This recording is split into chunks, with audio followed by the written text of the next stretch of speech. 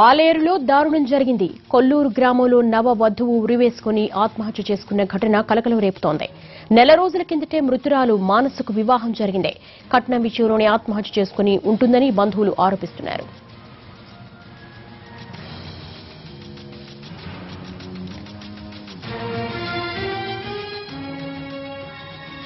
నవవధువు ఆత్మహత్యకు సంబంధించి మరిన్ని వివరాలు మా ప్రతినిధి వెంకట్ నడి తెలుసుకుందాం. వెంకట్, అసలు ఆత్మహత్యకు అధికంగా కట్నం డిమాండ్ చేయడమే కారణమా, లేకపోతే ఇతరితర కారణాలు ఏమైనా ఉన్నాయా?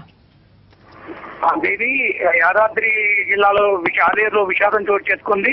నెల రోజుల క్రితం నవవధువు అంటే పెళ్లి చేసుకున్నటువంటి అమ్మాయి ఆత్మహత్య చేసుకుంది. మానస అనేటువంటి అమ్మాయి 21 సంవత్సరాలు ఉన్నాయి.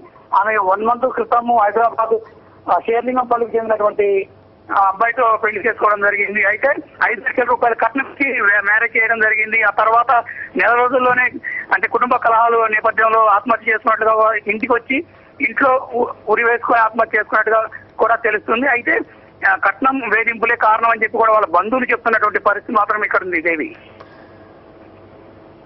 పోలీసుల వెర్షన్ ఏంటి?